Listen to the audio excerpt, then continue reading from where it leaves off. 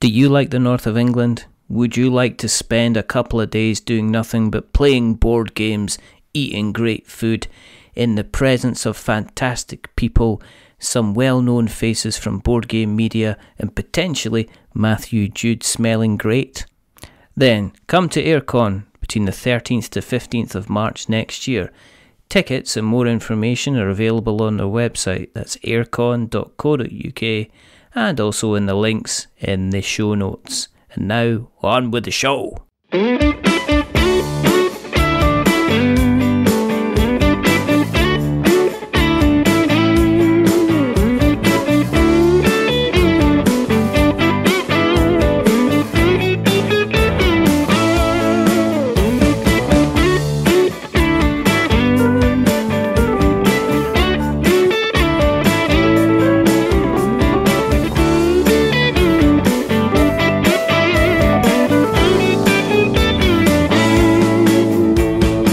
Hello and welcome to another episode of We're Not Wizards. My name's Richard.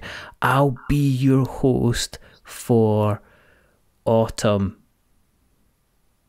because we're into seasons now. The nights are drawing in. It's getting colder, thank goodness. Some of you will be able to survive in your house without putting the air conditioning on. Some of you are wishing that you maybe had built something different. If you had the power to build yourself a house, you'd build it with big windows. You would build it with an open glass front that you could just open when you could. You'd have the best air conditioning. And then when it came to winter time, you'd have electronic walls that would come in and keep you all kind of nice and cold and nice and warm and snuggly. That was if you were building a town. What happens if you're building a city? Well, I've got somebody along today who's been on before, but he's officially a repeat offender. He's coming from Naylor Games. It's James Naylor, and he's coming here to talk about Magnate again, the first city, and how's it going and stuff like that. And I'm really excited. So hi, James. Hello, Richard. How's it going? I'm a 9.7. Nobody can stop me. Oh wow, fantastic! That's absolutely top of the Board Game Geek rankings, right there. I'm right up there. I'm just looking down at Gloomhaven, and I'm just going, so what, Gloomhaven? You're nothing. I've always thought you're better than Gloomhaven, to be honest. I'm a bit more fiddly, though. I'll be honest. And there's only one standee, but we won't talk about it. The less said about that, the better, I think. Yeah, it's like, has he got a big box? Could be. Anyway, we met back in March. We actually did a face-to-face thing. And we played Magnate, your game. Yes, and indeed. That was still absolutely. in kind of prototype version. And I rolled the shittest rolls of dice. You did get absolutely crushed by the dice. I must admit, I did feel quite sad for you because I've spent a lot of time trying to make sure that this game is designed in such a way that there's loads and loads and loads of mitigation for bad dice rolls. But yes. You just rolled so very badly there, Richard, that not even the full extent of my rules design could help you. I think I kind of failed. I failed wonderfully. I failed absolutely wonderfully well. It was so much. It was so much fun. It was good. But that was a prototype. You had your stuff all together. You were still using some printed out stuff. You'd had the fabulous city model since then. Time has moved on, and we're into the, as Americans would call, we're into the fall. And I'm just itching with excitement to find out what has happened to your city. I mean, has it grown, or or has it changed, or what's going on, James? It's a very very good question. So we have been actually very very busy and more busy than I almost expected to be in getting it from a place where it was already obviously visually very appealing with the buildings, and I was very pleased with how the game played. But actually getting that final sort of 10% is so much work. In terms of getting it to the point where the graphic design and all of the art comes together in such a way that's actually ready for Kickstarter has been a revelation, I think would be safe to say. So what we have now, in fact, and I'm super excited about, is that on Friday I will be seeing for the first time the kind of completed Kickstarter prototype. So wow. A version we can actually photograph and we can show off, and we can put in all the materials that will be the version that people see on Kickstarter with all of its completed artwork. How do you go about getting that? Have you gone to like a local company to get them to do 3D printing, or what's the kind of the process behind that? It very much depends on the kind of game that you're doing, but in the case of Magnate, it is a Herculean effort, and that's primarily because I'm absolutely mad. I have bitten off as my first ever Kickstarter a game that just has so many different kinds of component. So yes. There's the question of the buildings. Obviously, that's one. There's one supplier that we need for that. But even the printing ends up being done by multiple different companies. So you've got someone, for example, we've got one supplier who's really good at doing playing cards. So we've had all of the playing cards of the game put together by them. Then we've got another supplier who works with my manufacturer who's working on card stock and all the different card components. And then my manufacturer himself, who runs a company called CMA, have been making all of the actual miniatures in resin. And that whole process is itself, there are so many steps to it. I mean, the very first thing is you're going to spend, and certainly that's been my experience, you'll spend months just getting the 3D models correct. Then you've got to get those 3D models printed at a very high resolution. The resolution that we use is, to get all fancy and technical here, is 1 micron level of resolution, which, as I understand it, is something like 1/10 of a human hair or something in terms of detail that we can show. It's very small. It's so small I can't even think about something funny to say about it. It's smaller than a joke. Look at it that way. That's the way to look at it. Yeah, so it's absolutely tiny, and then we have to get those 3D printed, and then the manufacturer has to make molds from those 3D printed masters to then use those to then cast the resin models. So even just that one component of the game, I mean, it's given me this sort of amazingly newfound respect for when I see companies that are doing very complex miniatures Kickstarters. I used to look at those and sometimes think, wow, that's a lot of content, right? And it looks really nice, looks really impressive. But now I actually look at that and I'm scared. I see those Kickstarters and I just go, oh my God, the time required to just create all of those beautiful organic shaped models, to make, to just cast everything, produce it and do it without error is mind-blowing. It's been more work totally on the graphics in the last 5 or 6 months than probably all of the work on all of the artwork up until that point put together, by a huge margin. Can you not walk into a Games Workshop now? I mean, does that eye start twitching? Is there a little bit of sweat when you start to look at the models in there and you just going, but there's so much work. How did you do that? And you're grabbing the staff and going, but how did you do this? This is magic. I know how this is made. I know your pain. I know what you've been through. Would you like a hug? Have you been banned from Games Workshop for giving the staff hugs, James? Well, not yet. But who knows? Maybe that's a risk next time. There's one on my regular walk to my gym. There is, in fact, a Games Workshop, and I pass it regularly looking in the window at these rather incredible models. So maybe someday I will, and then, but hopefully not to the point where I get arrested for anything. Well, I mean, why break the habit of a lifetime? In terms of, but in all seriousness, I mean, is the quality of the components that you have to put together, does it have to be a lot more precise than kind of like the final version, or are you working towards that these wet resin models are as close to what people actually get in their hands when they get the final kind of production model? Certainly, we're definitely working to that standard. So the standard for me is that these models should be a really close representation of what you'll actually get in the box. That we still make some changes for manufacturing purposes. One of the big things that people don't realize is that one of the subtle things I've learned in this whole process is that even different materials that you produce in have completely different rules for how the model can be made. So, for example, this sounds like a strange one, but the way that the casting process works for resin is that effectively your models generally have to always taper up in some way. So you'll see lots of models that are made for resin components are either made in multiple parts, or the different components that taper up in such a way that they won't get locked in the mold. So when you're designing for that, you have to keep that in mind. When you're doing plastics, you can use these sort of two-part tool components that enable you to then cast things that have, for example, bits that stick out in different directions. So when you're doing your 3D design, you have to even factor those kind of details in. So actually, there may be small changes we need to make, even just for pure manufacturing reasons, that will come afterwards. But for me, I knew that and this has been true since the first set of models. When we see people actually get to see something that is like a really beautiful real component, it just completely changes their engagement with the game. So for me, we wanted to go all the way. Yeah, I mean, it is a type of game. I mean, even in the kind of the development stage that it was in when I saw it, it was a very kind of, I wanted to kind of, and I know a couple of times because you slapped my wrist, because I did reach up, take a building, and it kind of was venturing to my mouth, so I could just potentially say, does this taste nice?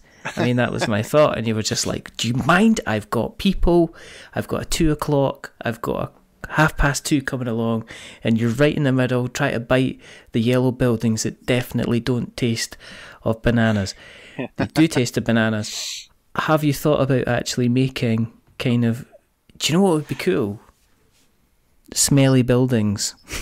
Smelly buildings, not edible buildings, maybe? Not edible. No. I'm just thinking for the game, a stretch goal would be the red player smells of strawberries, the yellow buildings smell of bananas, the green buildings smell of apples. See, I was thinking that what we could do is make the buildings smell like what they are. So, the industrial unit has a sort of vague chemically smell that's emerging from it. The sort of shopping mall smells a little bit of like ammonia cleaning and like plastics and like cellophane, maybe that kind of thing. I don't know. Perhaps the office smells like a broken photocopier. I don't know, something like that. Just sounding like a guy here doesn't want to sell a game, I'm being honest with you. Just saying. All for the sake of realism. Could you imagine opening the box for the first time and you're just basically nasally attacked like a fruit salad just coming at you in your face? I think that would be magical. I think that sounds great. I mean, it beats the kind of exploding kitten's meow sound when the box opens, just like into a cocked hat, doesn't it? Like having a box that just has this incredible fruit salad smell. They don't know what they're doing. I wouldn't trust them. They'll never be famous. They'll never be ever in every single... They'll never make it. Who's heard of them? Nah, exactly. I mean, I practically had to throw them off the shelf when I saw them in Tesco's. Well, yeah, absolutely. Too right. In terms of, though, with the playtesting, has that changed? Has there been any changes to the balancing in the game? I know you're saying the last 10% has been almost like the last kind of pushing the large boulder up the hill, uphill struggle.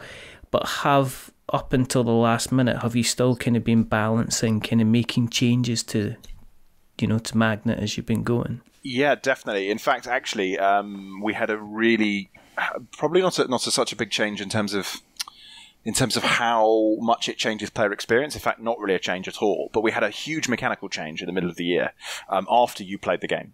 And that was because we had discovered that the way that the crash mechanic worked of the game couldn't actually satisfy several really critical criteria that we'd put on it for the game. So we wanted the crash of the game to be somewhat predictable so that players could work out, take a guess at when they think it's going to end, because it's important that the decision-making there is informed by their read of the board. That the crash happens within a certain range of turns, so that the game can't go on too long, and it can't be too short. But the game is also not completely predictable, in the sense that whatever you do, you could never be certain when exactly it will crash.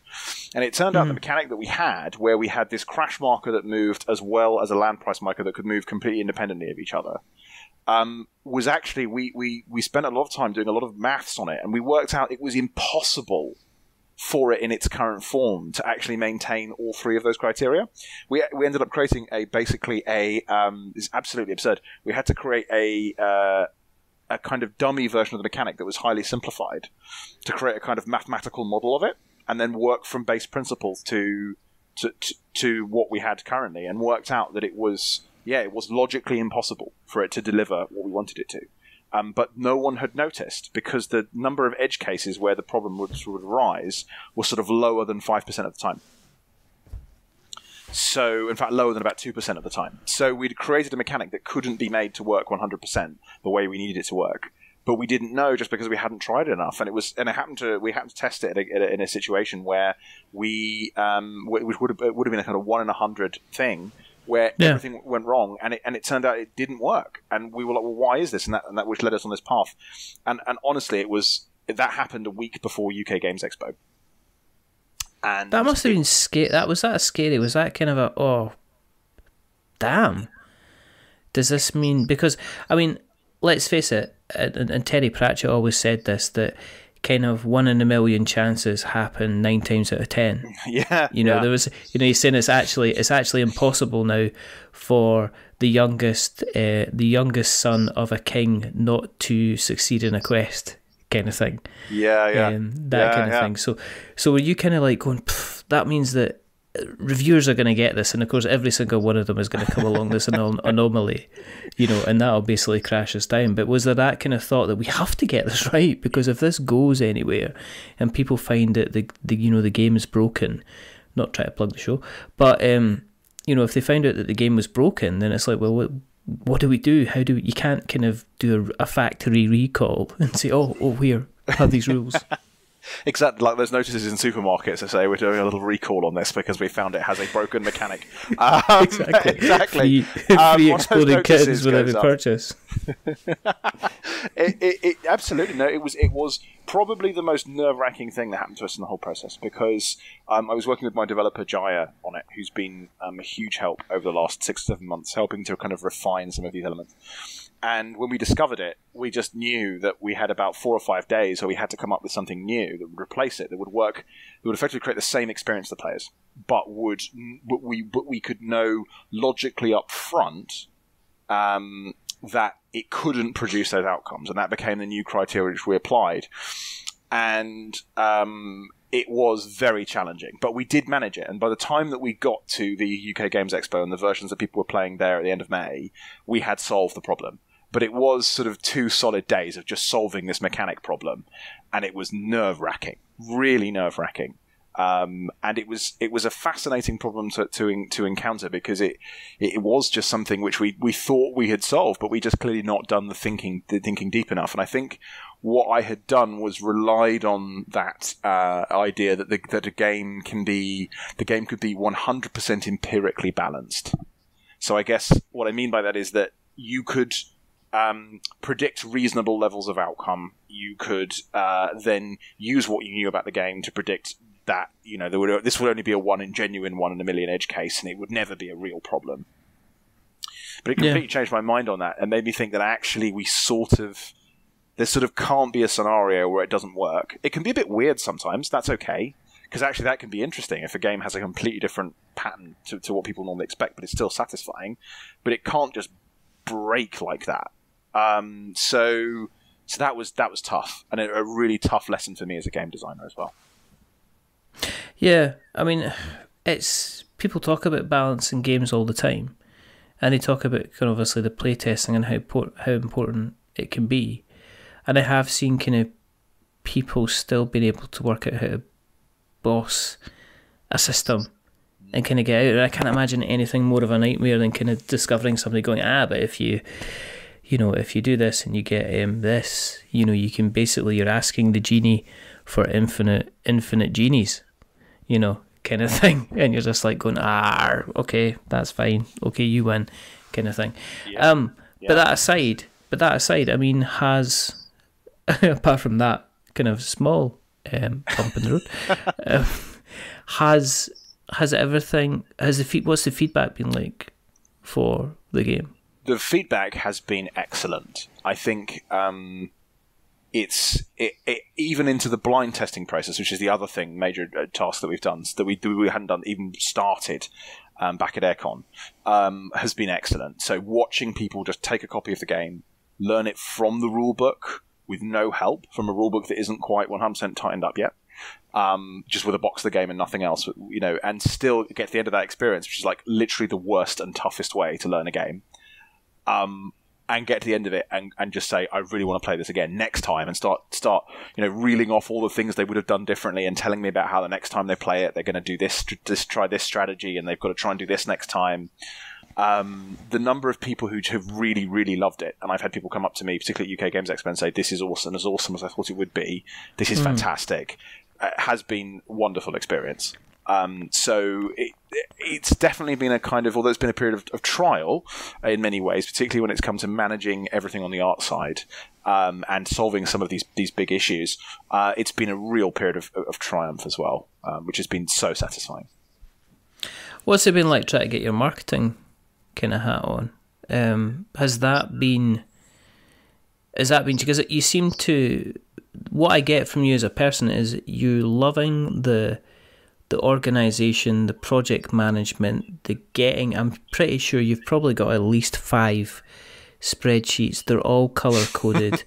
I'm detecting there's multiple tabs with formula going on, and it all kind of, you even got as far as using the colour lilac to colour code some of the stuff that's happening, and like you're nodding away. I feel like some kind of psychic, and you're a size 10.5 when it comes to shoes, and you passed your test when you were 18, and you had a fumble about in a Mazda when you were 22 years old. No, wait, that's me. I was going to say you were doing so well on the spreadsheets. Well, I mean, I would say I don't actually use a spreadsheet because I use Airtable, which is a sort of like next generation database alternative. It's like Minority. You're like Minority Report with Tom Cruise. You could pretty much going about swiping about. I need multiple tablets. I need more tablets. I need to be thingy in the air. I'm moving. Do you know what the funny thing is? I'm moving my hands in the air while I'm seeing Minority Report, safe in the knowledge that there's not one person in this world that can see me apart from me, and I feel like a proper fanny. But there you go.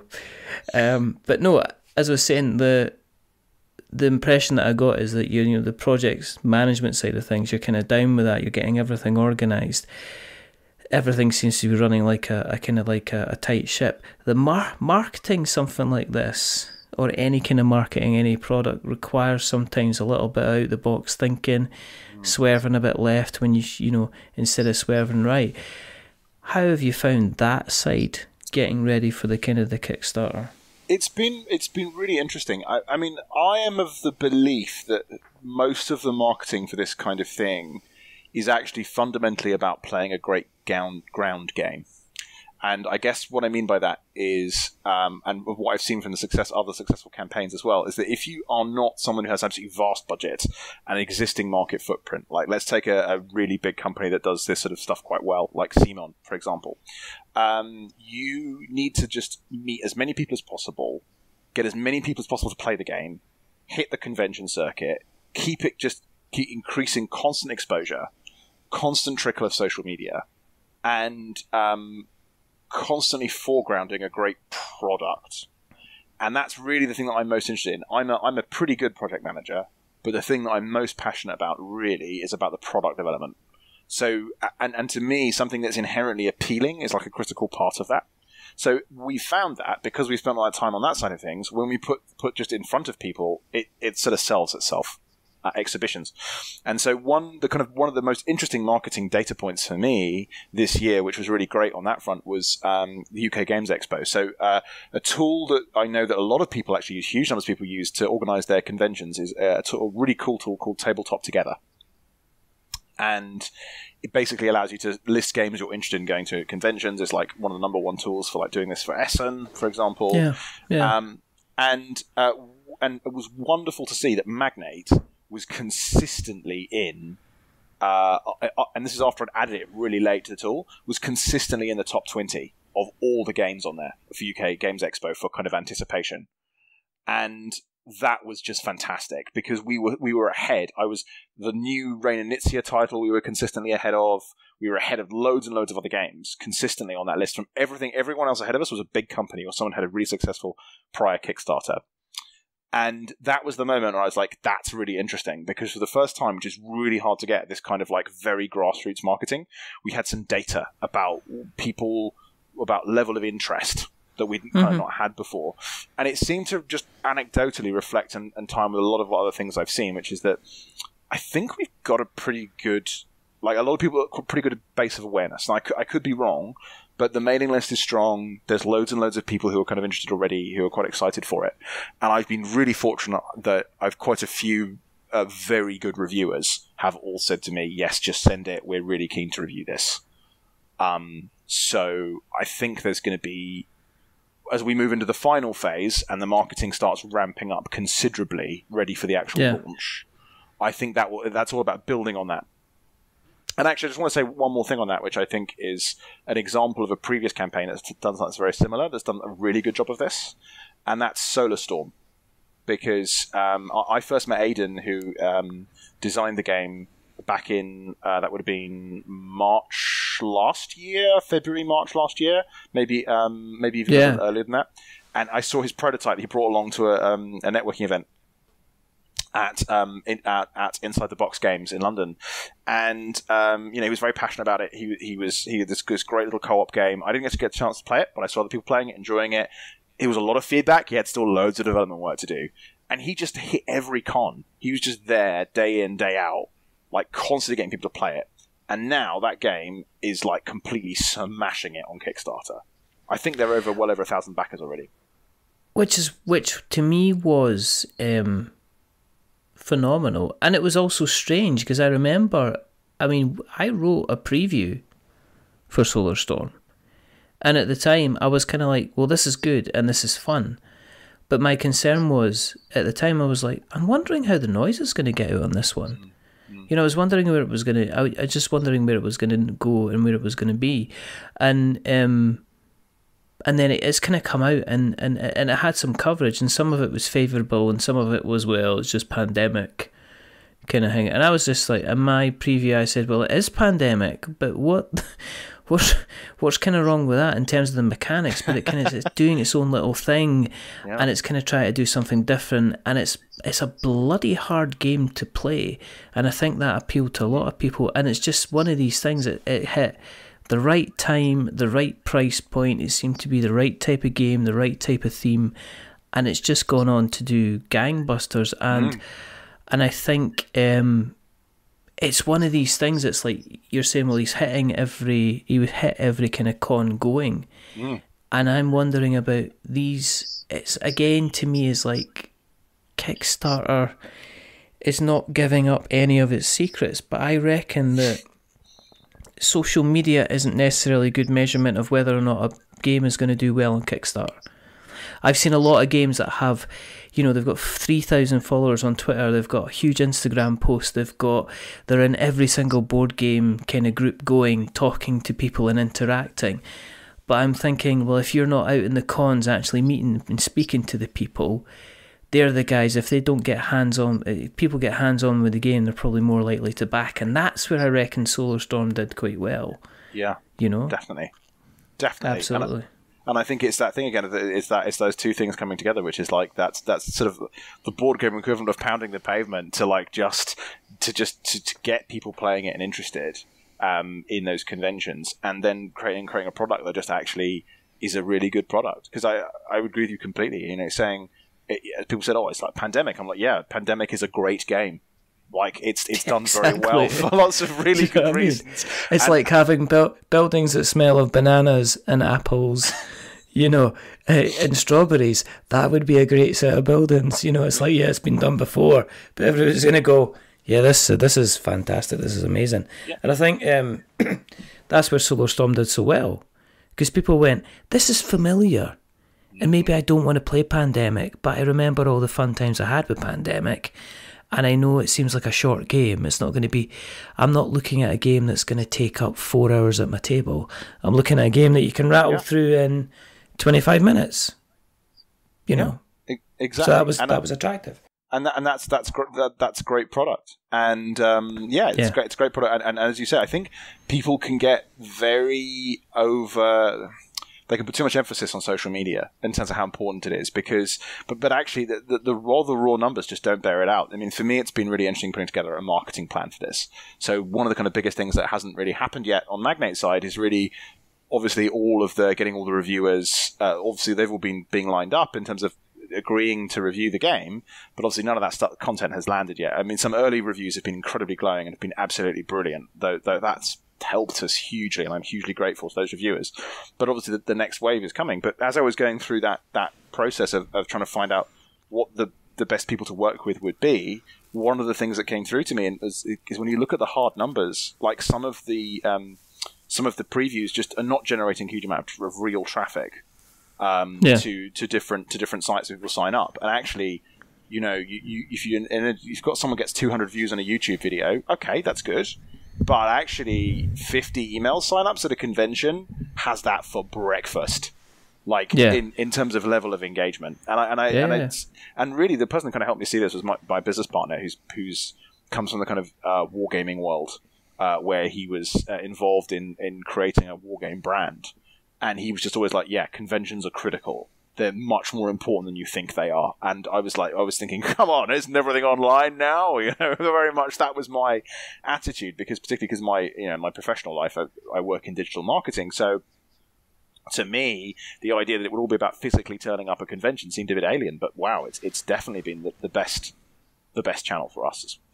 And so I'm hoping it will bear similar fruit to Solarstall. I mean, one of the things that you're doing quite clever. I mean, I have to be honest and say that I believe that Steve is potentially going to be writing a preview, and I've left Steve to organise that and sort it out, and if that happens or doesn't happen.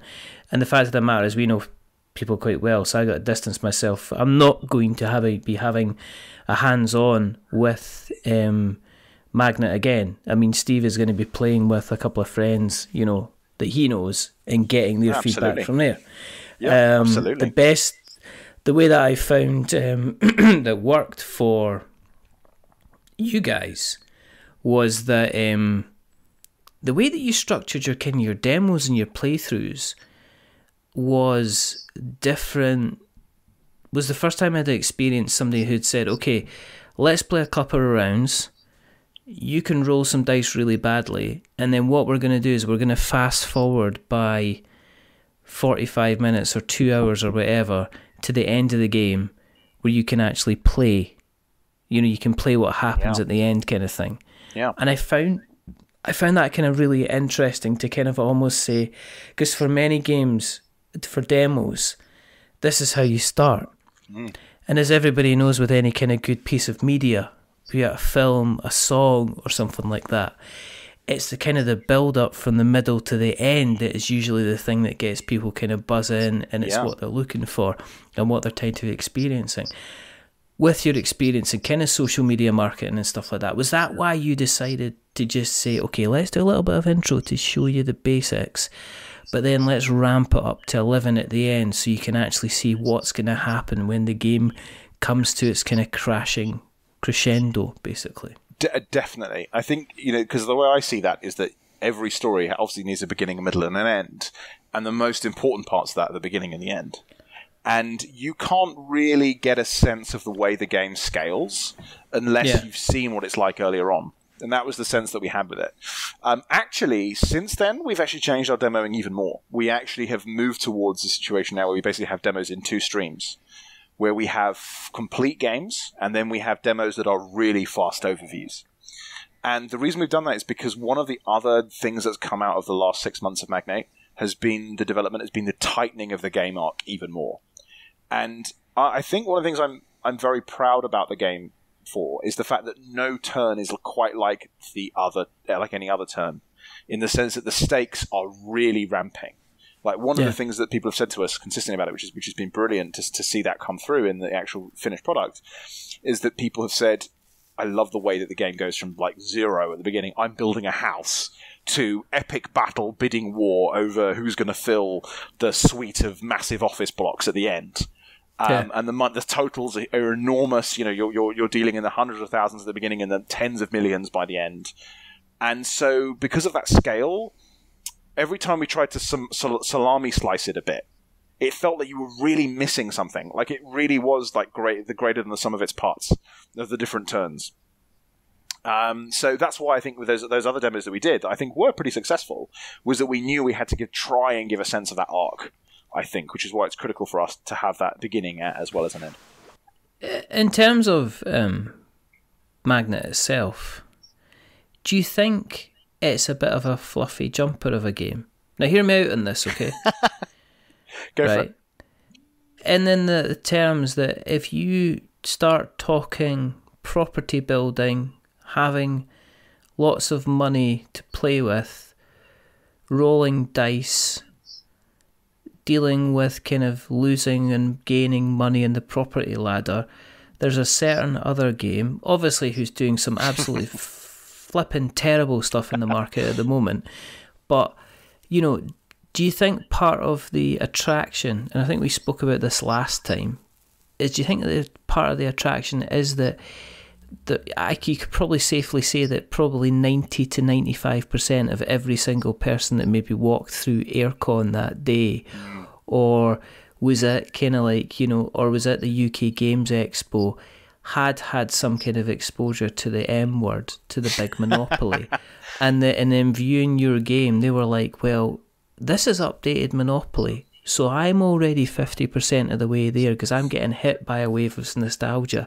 and the buildings look better than what they could be, the dice seem better than what they could be, you've got some interesting cards, I like the money, and you've got the market. So do you reckon you're kind of hitting that? It's not, obviously, it's not, you're not going around the board, you're not collecting 200, you're not, you know, buying utilities, but there is that kind of property ownership, portfolio management, kind of screwing over the other person type of thing. So do you think that's maybe speaking to a lot of people at kind of like a base level to send there going, oh, yeah, I like the cut of this jib, and the buildings smell of strawberries.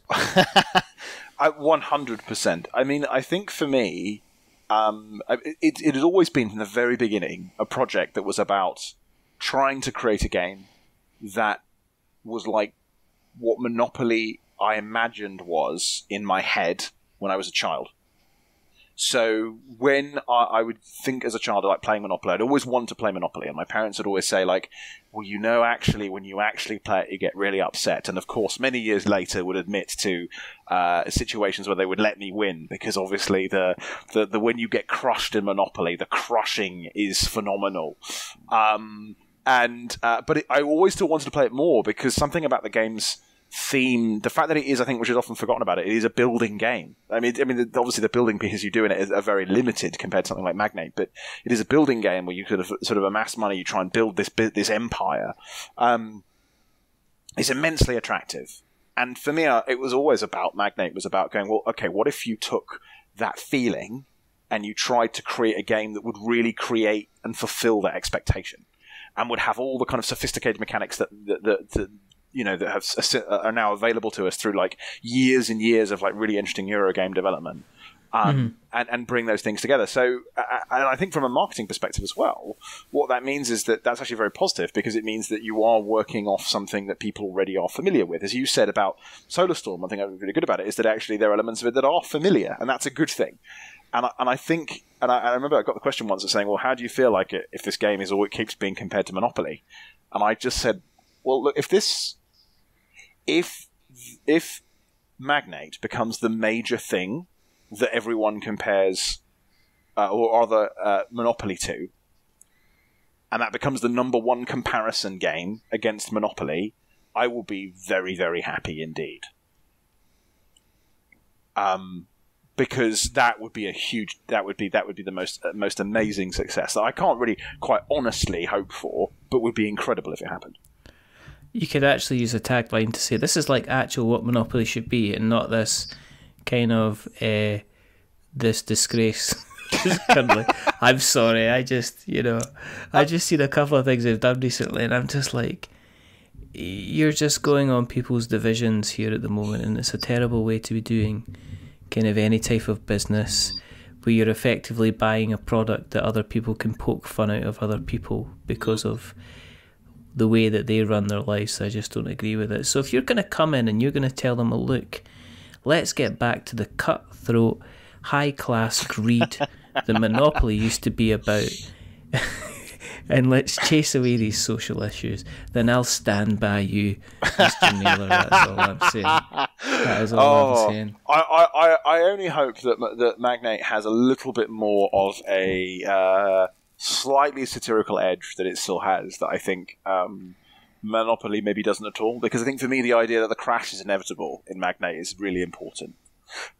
That whatever happens, there'll be rampant speculation followed by a massive correction. Like, there is no way to avoid this cycle, which I think is something that something that I feel is like, it was important to me to kind of imbue the game with, because I think that there needs to be a little bit of cynicism about the way that these things work. But at the same time, obviously, it is enjoyable. I mean, this is like in many games, there is a kind of working out of a fantasy to it. Although I think another important thing for me, though, is really that it doesn't. It allows people to more indulge in the more innocent side of the fantasy, and not. Yes. It's not about the crushing of other people. Like, you are only ever selling. You buy and sell from the game. There's a strong degree of interaction around bidding, particularly, becomes really important once you know the game well. That can become very powerful and a really important point of battle in the game. Where you build, there's lots of subtle opportunities for interaction there, but everyone always ends up at the end of Magnate richer than when they started. In terms of kind of going forward, have you come up with like launch dates and prices and stuff like that? Yeah. I mean, when are you bringing this to town? So I had originally, I mean, that has been so tough, and I think that's been the most frustrating thing for me, is that getting all of the artwork together has turned into a much longer and more complex process than I'd originally anticipated. And as a result, that slowed us down. The other thing that slowed us down is we had to think about a little bit about, for example, more financial planning, particularly from the point of view of, for example, how we manage Brexit. So that's done. I've been doing a little bit of prep there in terms of different ways we can hedge that, manage that. Actually, in terms of finance, I've done a lot of calculations. From the very beginning, we've been very diligent on that, because something which some people have advised me against, but it's really important, but I've always strongly believed in, is that if you're going to spend this much time developing it, you need to think about it as a potential retail product from the start. Even if it never becomes a retail product, even if you just have a Kickstarter and it never goes any further, it's important you do all that planning. And actually, because of the way that margins work in retail, that imposes a completely different financial standard to what you need to do. And so that's been something that I've been spending a lot of time on. So the plan very much is still is to get it launched this year, and probably the end of the autumn is kind of when we will be looking to launch it, based on where we are today. And I feel more confident in that now, because I think we've got to the point where we basically have all of the artwork completed. And that really was one of the last major obstacles, because we're manufacturing review copies right now that will be going out to the different reviewers very shortly. So that's once you've got to that point, that is one of your last major hurdles. After that, it's mostly about just making the Kickstarter page look good. What about price point then? Price point, so this is still not 100% decided, so I'm going to say be very careful now to caveat everything around this point, partly because of some of those financial uncertainties.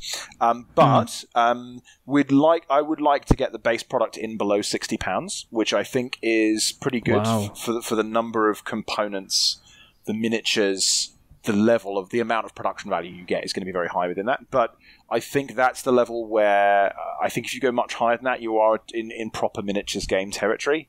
And I think that drastically reduces the size of your potential market. Then there is going to be a deluxe edition that's going to launch along with the campaign, but it's going to be more content focused rather than just components focused. It's going to be like a day one expansion. Yeah. In this process, because of the way that I developed this by taking a big block of stone effectively and gradually hewing stuff out of it to make the final game, there is, rather than starting as some people do with like a little part of the game and they build on it, there's a lot of really great content that we really like and we've play tested extensively that is really good, but also gets in the way of achieving that price point. That lower price point for the core product. So, and potentially overcomplicates the first-time experience for people too. So we're going to be launching an expansion alongside it that includes some elements that I think heavier gamers will really enjoy. So, for example, we have these cards called these employee cards. And what they do is effectively they give you asymmetric powers that change and warp the rules of the game. And they are so much fun in terms of, if you've played this game like I have, literally countless times, they just suddenly inject all this additional potential, and I just know a lot of the heavy gamers will love it because they just suddenly make your brain bleed from just how much more they raise the complexity of the decision making. So there's content like that is what's going to be in this kind of expansion. It's going to go with it. But yeah, so that will probably be closer to 70-ish. That's kind of more that territory all in that one will be. So I'm hopeful that kind of levels, at those levels, that people will feel that that's a really good value for the amount of content you get in this game. I mean, it's like, I worked out slightly frighteningly, the component count isn't crazily off Gloomhaven's component count when you actually add it all up. That's a bold claim. That is a bold. I think we'll need a steward's inquiry on that and a definite kind of component count on that. I mean, you know. Well, are you going to be putting that? Are you going to be putting that on the box? You know, no, almost I don't as think big so. as Gloomhaven. No, I think it's. I think it's something where it's like that's actually not a. For me, as a product designer, is definitely in no way necessarily inherently a positive. In the sense that just there's lots of stuff in this box, so just there's lots of bits. But I think the main thing in Magnate is that the bits, when people actually play it, they'll see that all of the bits are really critical to how it works, and they're actually very integrated. There's like nothing in it that people feel like, oh, that feels very extraneous. Absolutely not. And I think that's one of the other very positive pieces of feedback we've had, is that nothing feels extraneous. It's very streamlined. It's just that the way that some of the components work by its nature mean that you've just got quite a lot of different pieces that are nice. But then again, I think, and that side of it, the production value side of what those pieces bring is the positive thing for me. But also at the same time, you're completely letting us down by not having everything obviously smell of fruit. So, you know. I know, right? I mean, that's going to have to be a pretty big stretch goal. That's going to be a really big stretch goal. I mean, but I will see what I can do. I mean, the strawberry smell, I think, wafting out of the box. I mean, that does sound pretty good. You could have a whole different type of version. You could have like the early morning breakfast version, you know, and you could have the box smelling of toast when people open it up. Bacon, maybe? You know. Potentially, but that would actually mean actually having bacon in the box. And if that was the case, then I'd be round your house stealing all your boxes because I like bacon. Yeah. Maybe a slight coffee smell as well, just like. It's just, you know, it's your game. If you want to call it Magnate City of Smells, then you know that sounds like a fine. Magnate City of Smells. That's like one of those randomly generated Eurogame sort of titles, isn't it? It's like on that Twitter account that generates random names. You could call it that. I'm calling it the beginning of your fantastically huge empire. But I mean, it's up to you. Yeah, well, let's swear. You know, you're the boss. If I can only wish you the best of luck. As I say, I have played it. I did have an absolutely terrible time with it as I rolled absolute rubbish all the way through. And I think Mark from Forks, fully funded Forks fame, was there as well. And just stood there. He just sat there and laughed, didn't he? He did. He just continually laughed. He had a fantastic time. He did play a blinder as well. I know. I couldn't believe it. He was just rolling 4s and 5s. And there was one, I think I actually took a picture of the dice, which was just a collection of 1s and 2s. And you were just like, you can roll them again if you want. And I was like, I will not be pandered to here. I will suffer in silence. And I did. I lost completely. Yeah, but as I say, I can only wish you kind of the best of luck with the campaign when it does kick off. Thank you very much.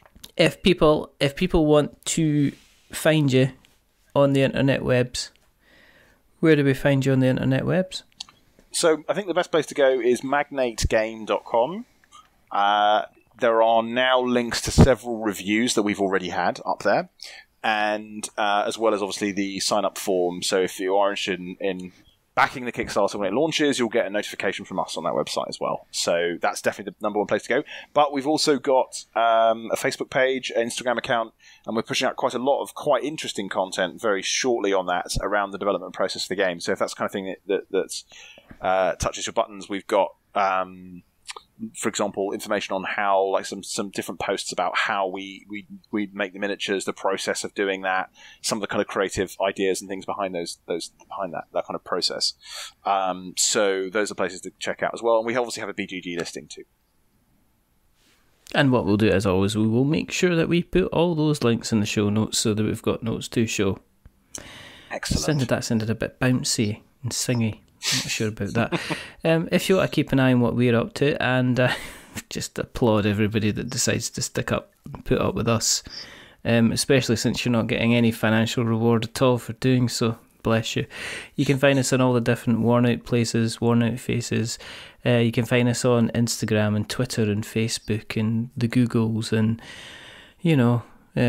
our website, which is we'renotwizards.com, and our blog where we're writing lots of stuff, and you can go and find us on all those kind of podcast catchers which have got the word pod or the word cast in them, and some of them have still got neither in them, which is annoying. Like Stitcher. But don't even... Why can't they call it Cast Stitcher? It's already got the ST in it. They just need to add the CA onto the beginning. They're just lazy. Lazy. The other thing you can do is, if you like us, you can subscribe to us on those various podcast catchers of choice. If you like us even more, you can go to Apple Podcasts and drop us a rating, a review, or a subscription. Currently, at the moment, when the last time I checked, we were number 2 in the games charts in Chile, which I'm delighted with, in the iTunes game chart. I know, we're beating Critical Role, Oh, wow. So there you go. Yeah, exactly. Smashing it. Boom. Smashing it. Yeah, I would expect nothing less, Richard, though. Nothing less. People prefer to listen to people who aren't wizards over people who pretend they are. So stick that in your pipe. Stick that in your pipe, Mercer, and smoke it. If you do want to give us a rating or review, remember, don't give us 10. He's going to kill me now. He doesn't listen. I don't care. I don't like your show. Don't give us 10 stars because it makes us big-headed, but don't give us 1 star because it makes us cry. Give us 5 stars because it's in the middle. And it's average. And we're just a little bit average. But the person who's not been average tonight, rather wonderful, rather fantastic. He's the kind of the architect of the city that he surveys in a box that doesn't smell of fruit. It's Mr. James Naylor. Richard, thank you very much. You're very, very welcome. There's only 2 more things to do. The first thing is to remember that we're many things, but we're not wizards. Are we wizards, James? We are absolutely 100% and unequivocally not wizards. Fantastic. At least makes 50% of us. And the other thing is to say goodbye. So say goodbye from James. Say goodbye, James. Goodbye, James. And it's a goodbye from me. Remember, stay safe, roll 6s, make something awful. But until the next time, goodbye.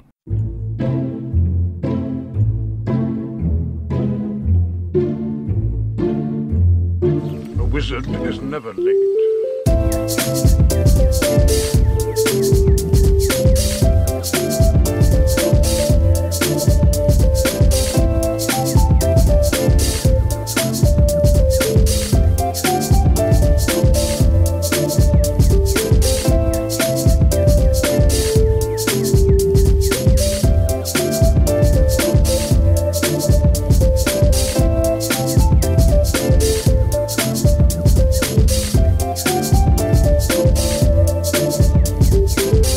Nor is he early. He arrives precisely when he means to.